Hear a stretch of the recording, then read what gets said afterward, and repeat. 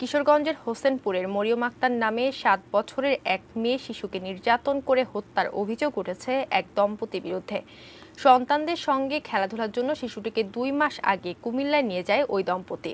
আজ ভোরে ওই দম্পতি শিশুটির মৃতদেহ নিয়ে হোসেনপুরের ওই গ্রামে গেলে পুলিশ তাদের আটক করে। কিশোরগঞ্জ প্রতিনিধি শফিক আদনানের তথ্য ও ছবিতে ডেস্ক রিপোর্ট। কিশোরগঞ্জের হোসেনপুরের শাহেদুল ইউনিয়নের বীর পাইকসা গ্রামের অটোরিকশা চালক সিরাজুল ইসলামের মেয়ে মরিয়ম দারিদ্র্যের কারণে নিজ কন্যাকে কুমিল্লার শুভ জান্নাতুল দম্পতির হাতে তুলে দিয়েছিলেন। সেখান থেকেই আদরের কন্যা ফিরল নিথর দেহে। তার মুখ, শরীর ও হাত পায়ে অসংখ্য জখমের দাগ। নৃশংস নির্যাতনে শিশুটির মৃত্যু হয়েছে অভিযোগ এলাকাবাসীর। এতদিন তো আমাদের কিছু জানাই না, কিংবা শরীর খারাপ হইলে তো আমাদের বলতো, কিছুই বলে না। লাশটা নিয়ে আইসা আমাদের এই কথাটা জানাইলো ওরা। জান্নাতুল নাইম তার সন্তানদের সঙ্গে খেলাধুলা করতে 2 মাস আগে মরিয়মকে কুমিল্লার বাসায় নিয়ে যান।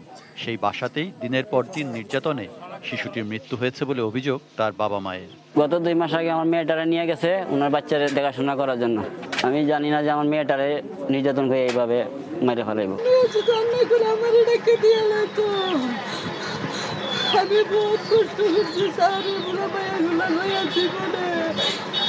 তদন্ত না করে এ বিষয়ে বিস্তারিত বলতে রাজি হয়নি পুলিশ।